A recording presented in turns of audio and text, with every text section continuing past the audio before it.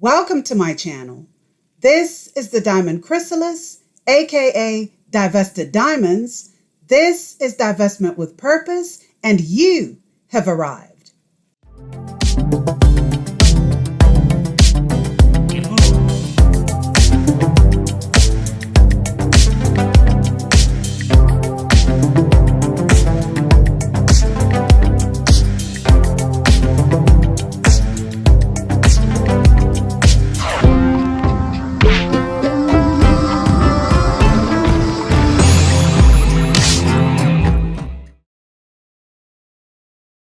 This is what I mean when the transphobia just comes out, the audacity and just the arrogance for cis women to believe that they own periods, that they own womanhood.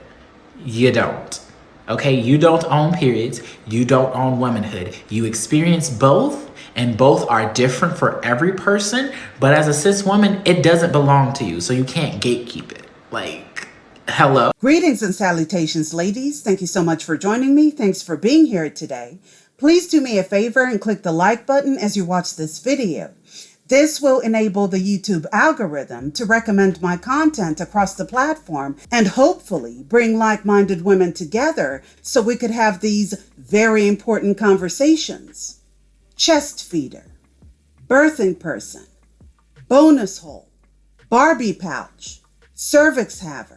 These are some of the few derogatory terms that have been created in recent times to further push the value of women down the drain.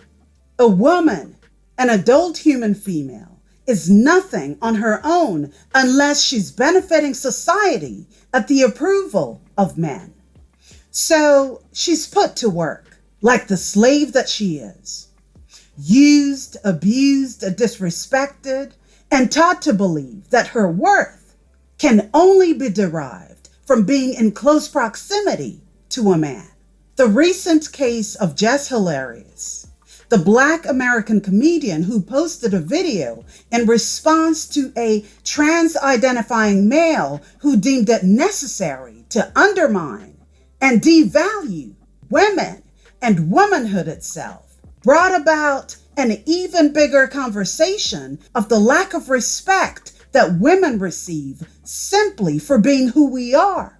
The conversation showcased the devolved mindset of most men today and how they, quote unquote, value women in current society, and the fact that women and womanhood are under attack. Rather than have a real conversation about boundaries between the sexes and the fact that women are much more socially marginalized today than they possibly ever were at any time in history, it turned into a debate on whether or not we, as womb holders, we as XX chromosome carrying people who are the creators of all humanity, even have the right to call ourselves what we are. The constant bickering of what is or isn't a woman is yet another attack on womanhood to push us further back to the end of the line, while begging men once again to recognize our importance. Women have spoken quite loudly and clearly how the infiltration of XYs into women's spaces is problematic, dangerous, and uncomfortable, yet these concerns are often brushed aside because when we really look at the underlying issue of equality between men and women, from a humanities standpoint, it's always been a pipe dream for the so-called weaker sex. The truth of the matter is, men are competitive and aggressive by nature. A lot of them lack emotional intelligence, so meeting women in the middle to reach some sort of compromise on this matter is damn near impossible. The concerns of women have never been important to men's existence. They've always had terms for it. They'll call it whining, they'll call it nagging. They will even go as far as saying, well, that's just women. They're emotional, very dismissive, don't you think? As long as men were happy with the outcome of the woman's enslaved mind, That was and is all that has ever mattered. This is why they refer to themselves as logical, while downgrading women to nothing but emotional beings who exhibit low intelligence. Emotional beings who are nothing but tools to be used in the continuation of humanity. The need to borrow terms from the Greek and Latin languages to describe women's perceived inadequacies has been more of a recreational play at words for a lot of men in an attempt to throw women off due to our perceived lack of intelligence. The term hysterical, derived from the Latin word hystericus, which means of the womb, and defined in the Cambridge Dictionary as unable to control your feelings or behavior because you're extremely frightened or angry, etc., was used as a weapon against women in past times to assert one's authority over them. This condition, thought to affect women and women alone, sending them uncontrollably and neurotically insane, owing to a dysfunction of the uterus, the removal of which is called hysterectomy. So, when trans-identifying males use reverse psychology to try and gaslight women by saying a woman can be anyone who identifies as one, and it's reduced to just a feeling, that statement and altered definition is much more nuanced than it first appears to be, because this is usually followed by, you're not a woman simply because you have a uterus and a vagina. There are women who can't have periods, and there are those who can't bear children. Does that mean that they're not women? You are reducing women to body parts. Yet, they themselves will call you a chest feeder, bleeder, a birthing person when it's convenient. And me as a Black trans woman should not be a threat to you.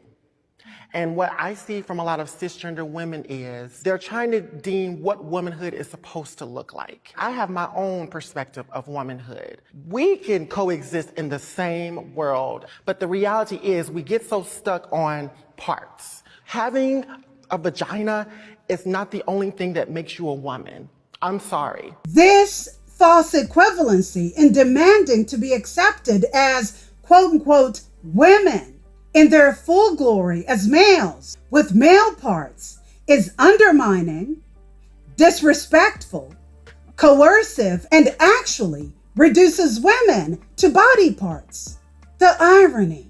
By insisting that XYs be accepted into womanhood at the cost of you denying the very parts of your anatomy that make you a woman, they are essentially erasing what it means to be a woman. Mental gymnastics. The fact that they would deny your genetic makeup for the sake of their own inclusion into womanhood is in itself misogynistic and reductive to women and our body parts. The truth of the matter is, you can't mention womanhood without bringing up a woman's anatomy. What makes you a woman is the fact that you're born with XX chromosomes and that you have a vagina, uterus, cervix, fallopian tubes, and are born with a certain number of eggs for your reproduction. All of those things make you a woman. Now, whether or not any of these parts result in the birth of a child or you experiencing certain complications due to your body not functioning as it should, your womanhood must still never be up for debate because you already have the inside plumbing that proves you are. And let's talk about this because this is one of their favorites, right? A woman who's had a hysterectomy, which is the removal of a uterus, is still a woman. The fact that it had to be removed in the first place proves that it was there to begin with. So please understand that when they pretend to show concern for women who can't have children or those who are unable to have a period, it's not because they care about those issues. It's because they are creating a sense of false allyship with a gateway to self-centered acceptance So please pay attention when they say women aren't their body parts, or not all women have uteruses, vaginas, or able to have a period. The fact still remains. Only a woman has a uterus, and only a woman experiences a menstrual cycle. Trans-identifying males can't have periods. That is a proven fact. Experiencing side effects on cross-sex hormones does not prove you're having a period, nor does it make you a woman. You are artificially introducing something into your system that doesn't belong there in copious amounts, and that somehow equates to what we experience as women? How do you know what a period feels like when you've never had one? That's not how it works. And yes, I'm qualified to talk about this because I am indeed a woman. Like I said earlier, the play on words is to simply throw you off and force you to accept things that are unnatural and not part of the real conversation of womanhood. Like the term cis, for instance, another term borrowed from Latin, which means on the side of. It has nothing to do with women or our identity, but this is usually what happens when XYs try to dominate or control women. They look to Latin to find words that can be used in a demeaning fashion towards women, because saying that something is derived from an extinct language somehow makes it sound more credible and somewhat intelligent. When you tell these individuals that as a woman, you wish not to be called cis because it's rude, right? It's offensive, unwarranted, and disrespectful. They argue with you about it.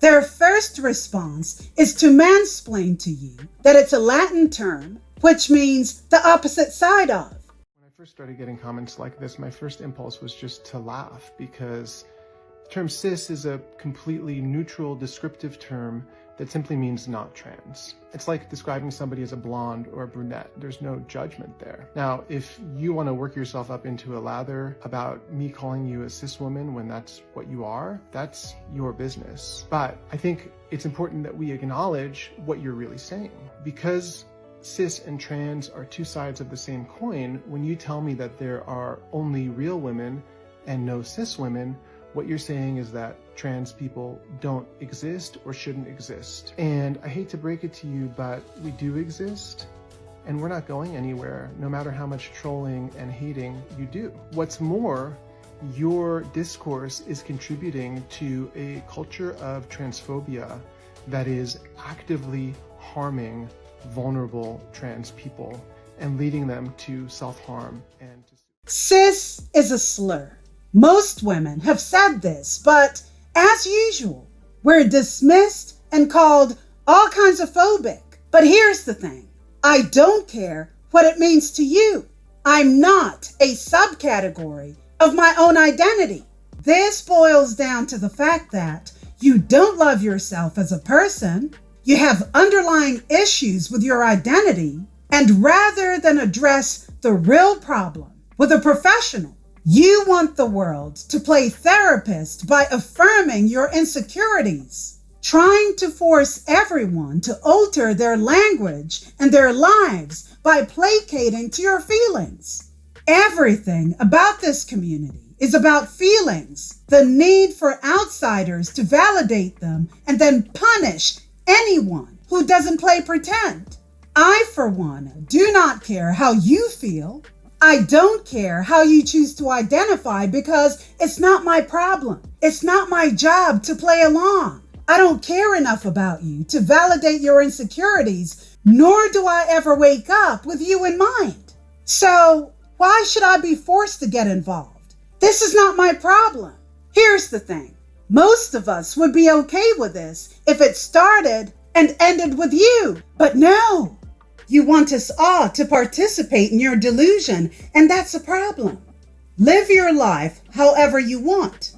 Do whatever you want, as long as, and yes, there's a condition, as long as it doesn't affect the masses. Sadly, it does. because your identity is incumbent upon the approval and participation of society. Look, if this were just a simple feeling, right? A personal feeling, why would you care about the opinions of others? The truth is, you need to force everyone into acceptance in order for you to feel validated. The issue with a lot of you is that you are incapable of doing it all in silence because attention is really what you crave. The nerve of some of you to think that women are jealous of you is astounding, really puzzling. The only people that give me a hard time are people who already know my tea and who already know who Cherry the Boom is. The average man that does not know me or know my tea sees a beautiful woman, and y'all know that, and that's why a lot of bitches is upset. Let's talk about it. Y'all be sitting here trying to act like we trying to do something to fool somebody. No, bitch, us being ourselves is enough for me. Me being myself is enough for me. And I don't have to mistake nobody to make them think I have periods or I have children or any of that. I am Cherry and I am free and I'm myself every day. And if it bothers any of you hoes, oh well, your toe will just be stepped on. Get out of my way. You wouldn't have to worry about me stepping on your toe. Mind your business. You wouldn't have to worry about me stepping on your toe. Y'all hoes, y'all real women get stepped on when you're in the wrong lane. Your concerns, your worry, your commentary, your voice, your opinion, your everything about you is in the wrong motherfucking lane. And my whole thing is, if we were not real women, then what are we talking about? If you know I wasn't born a woman, if you know I'm not a woman, if you know this and you know that, then what are we talking about? You know why we talking about it? Because it exists. We're talking about it because it's visible, and we're talking about it because you're intimidated. Who exactly would you be modeling yourselves after if it weren't for women?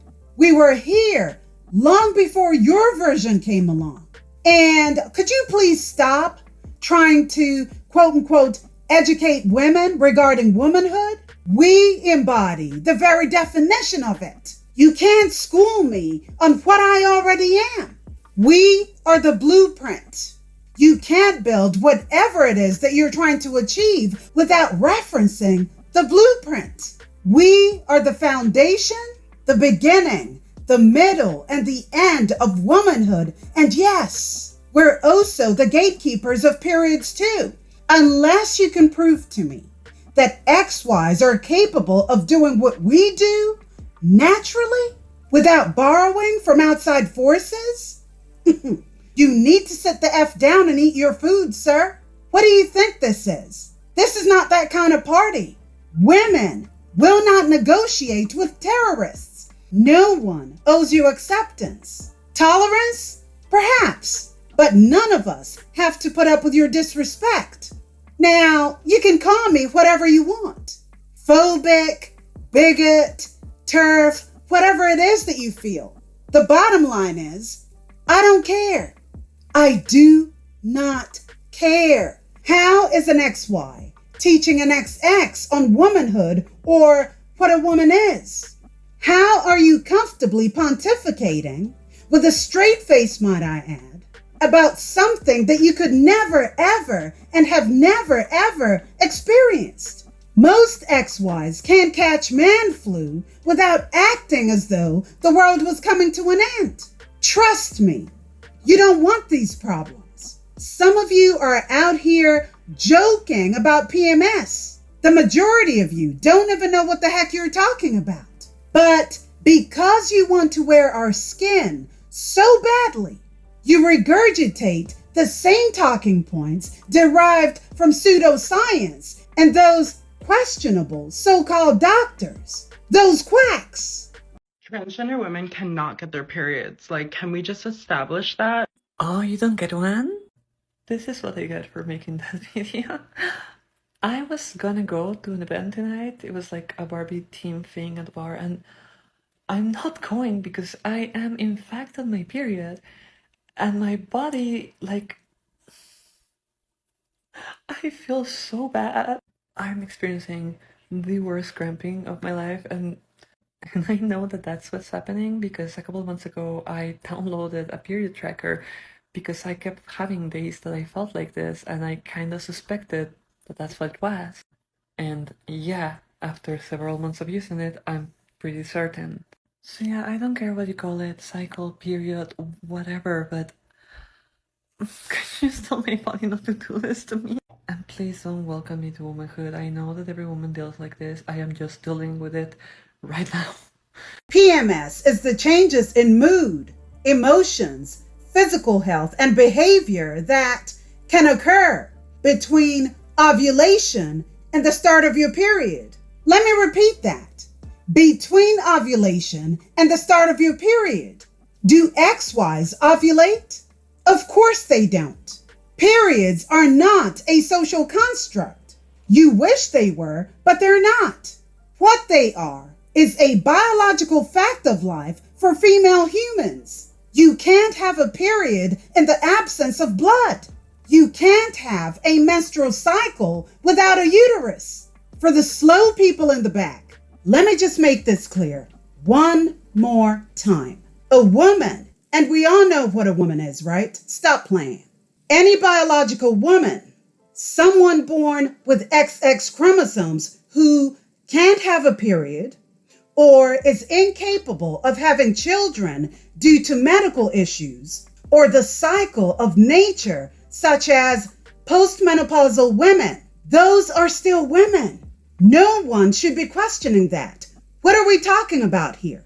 It doesn't matter what their body can or cannot do. The foundation of their very existence is XX, which is female. I can't believe that I even have to say this. This is yet another example of clown world and why it's dangerous to accept any and everything into womanhood. You all are confusing the natural order of things, and this is why language is very important. But here's a fact. Being a woman is a qualifier for periods and womanhood. So this notion that trans women are women and that they too can have periods isn't true. And you know it. Saying trans women don't have uteruses is not as clever as you think it is. It is a fact that 1 out of 5,000 women every day is born without a uterus, and you're not going to negotiate their femininity. It is also a fact that there are women who are not trans that cannot have babies. When y'all start coming up with all these arbitrary definitions of what it means to be a woman, there will always be women you claim to be advocating for that's not going to meet the definition. Let me point out the obvious. The majority of males who speak on this matter know nothing about women and womanhood because their arguments always come from an infantile perspective. Imagine a biological male telling women that they are wrong about their own identity and how they perceive it through their own experiences as natural-born women. The audacity of being loud and wrong at the same time while caping for fellow males is hilarious. Let's continue. Man, I don't want to say nothing about no trans people because then they're going to call you transphobic. It sounds a lot like, I don't want to say anything about the blacks because you do that, they're going to call you racist. Given the same thing. Then y'all make the same arguments the supremacists make. Freedom of speech means I should be able to say my opinion even if that opinion is in opposition to somebody else's humanity. It's still freedom of speech. You can come up with all the pseudo-intellectual ways to deny the humanity of trans folks. It's still transphobia, trans homonegativity. Stop playing. Education is elevation, man.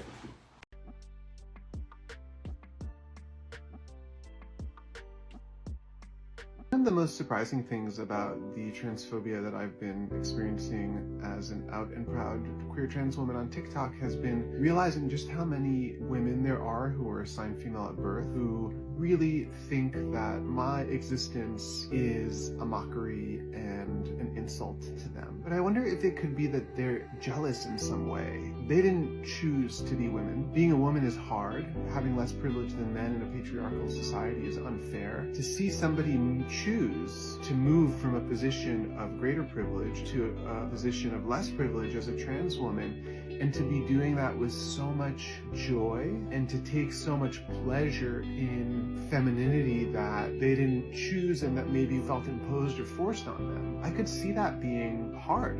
I don't know. Just trying to figure this out, this transphobia. Let me know what you think. If anyone is jealous of the other, it's not women. We're not the ones who are trying to infiltrate another group's spaces. Heck, trans men are super quiet wherever they are because even they understand what would happen if they threw their weight around in an XY space. They know the deal, just like you do. The only difference is you tend to use your male privilege to intimidate women while pretending to be women. The sad part of this is that women can't have their own sports, pageants, bathrooms, DV shelters, homeless shelters without XYs posing a threat to our existence. Female prisons are littered with your kind. It's quite convenient how some of you seem to transition right before or right after conviction. Here's my issue. You're seeking refuge in places filled with vulnerable women whose safety is then compromised by your presence. Do you care? Of course not. Your selfish nature as an XY does not allow you to have empathy for women. Everything is all about you. You. Self-gratification, you. You keep saying how womanhood is a social construct, yet when you quote-unquote transition, the first thing you do is try to present as the stereotypical version of what you believe a woman is. Part of the reason for this is due to your aggression and internalized misogyny. You're not used to hearing no, and especially not from a woman. You think that everything must be conquered and all the spoils must be up for grabs. Except every single time you do that, you're shooting yourself in the foot. Forcing your way into women's spaces is not going to get you acceptance. If a woman can be anything or anyone, and womanhood is simply based on a feeling, why bother with the theatrics, the female clothing, makeup, and the whole bit? Because you know exactly what you're doing. And a lot of you have nefarious and clandestine reasons for wanting to be in women's spaces. Unfortunately, with all these laws being passed, it's just a matter of time before the other shoe drops. I strongly believe that this assault on womanhood is a gateway to the children. Listen, ladies, they've attacked your womb, and now they want what comes out of it. The younger, the better. The plan is to indoctrinate and do with them as they please. Are 3-year-old children right age for this? Yeah! Is this right education? Do even children understand that? What is it about a grown man costumed in a sparkly bra with augmented boobs busting out, a leather miniskirt barely covering his twerking ass with tuck tape on his front while spreading his fish-netted legs as he writhes on the ground? I just want to know what it is that makes a drag show family friendly. Because if you follow it to its logical conclusion, you can slap family-friendly titles on anything. You can have family-friendly gentlemen's clubs, family-friendly strip shows, family-friendly 50 Shades of Grey read aloud.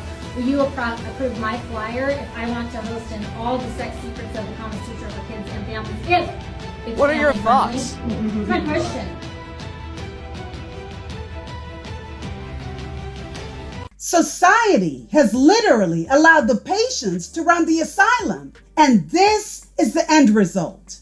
The shaming tactics of acceptance, the introduction of drag queen story hour in libraries and schools, the changes in language, laws, and the canceling of anyone who dare speaks out on the debauchery of this community, the need to silence people. This is all leading towards pedophilic relationships with children because everyone wants a piece of this pie. The aim here is to blur the lines between right and wrong and to be accepting of any and everything by normalizing everything deplorable. I mean, if everyone else is getting what they want, why not up the ante? It's already in motion anyway with the shrooming of minors in classrooms and on TikTok and pride parades. Stunning and brave, right? Including HIV, viral hepatitis, and cancer. Happy Pride from Ghana.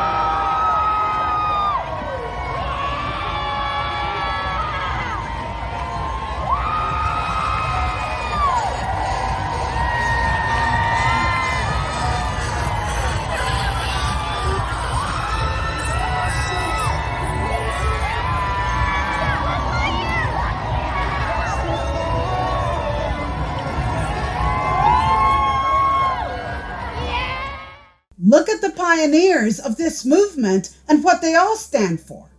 John Money, Volkmar Segush, Robert Hogg, aka Monica Helms, Alfred Charles Kinsey. Diabolical individuals. The creator of the trans flag was born Robert Hogg and now goes by the name Monica Helms. He designed the trans flag in 1999. Now listen to this. At the tender age of 12, he would steal his mother's undergarments, right? His mother's underwear. And I quote, "I went into my parents' bedroom and looked through my mother's dresser drawers," Helms writes. "I found several of my mother's cotton panties and bras neatly stacked in piles. The girl in the shadows wanted to try them on. I wanted to try them on. When I did, they felt exciting to wear. My need to appear as a woman didn't replace my need to have sexual relationships with women," Helms attests, while explaining in great detail his sexual proclivities and relationships with women. You see, there's a name for men who parade themselves in women's clothing while getting sexual arousal from them. It's called autogynephilia. This behavior is prevalent in a lot of these trans-identifying males who conveniently transition while in prison. A lot of them do it to satisfy their own fetishes and for an easier life in a female prison. The end goal is to have access to women and women's clothing, right? In order to fulfill that depravity. It's easier to prey on women than it is to deal with the aggression of other men in a male prison. That is why they insist on these so-called safe spaces. They get to demand attention while prancing around like peacocks. It's a win-win situation for these men because the government is allowing this to happen. Sadly, we can't say the same about the women.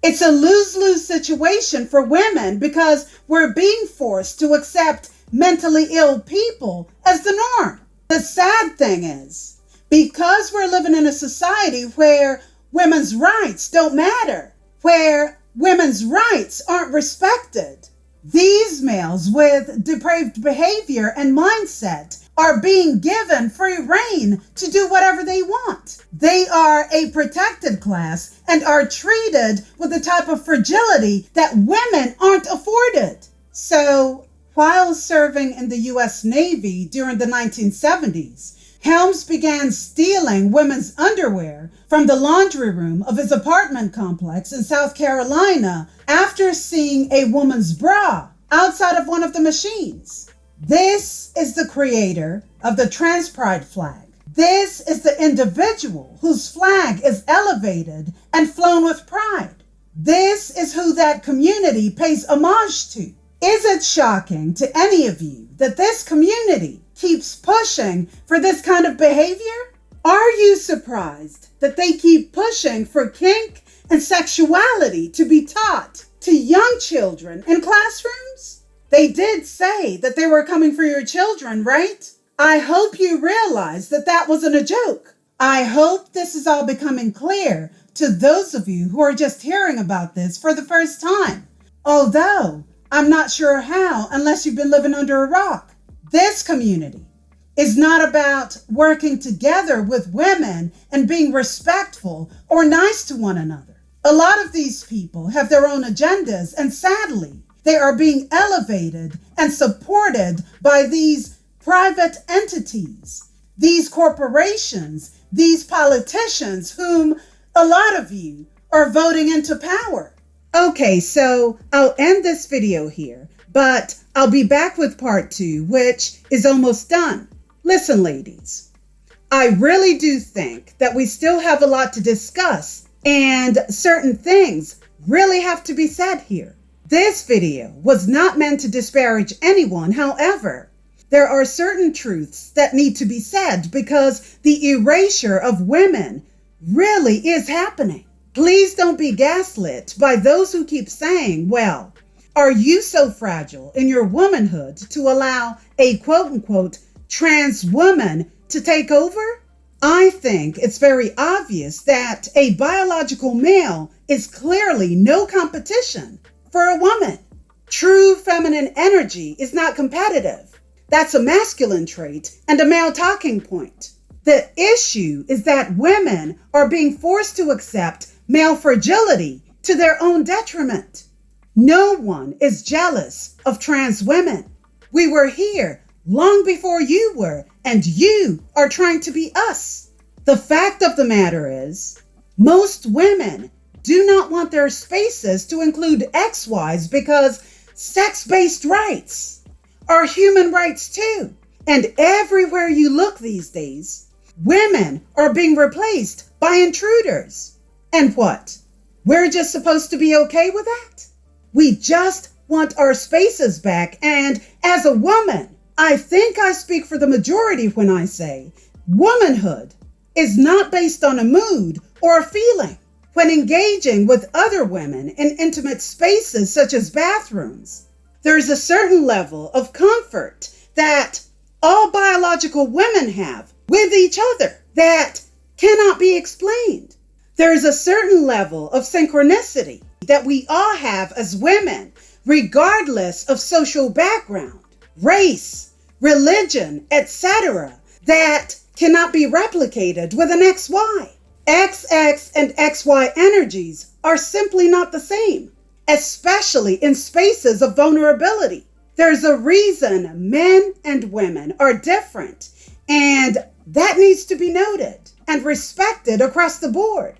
It's funny how only a handful of people want to be men, but the line for womanhood is so long, it curves all the way around the corner.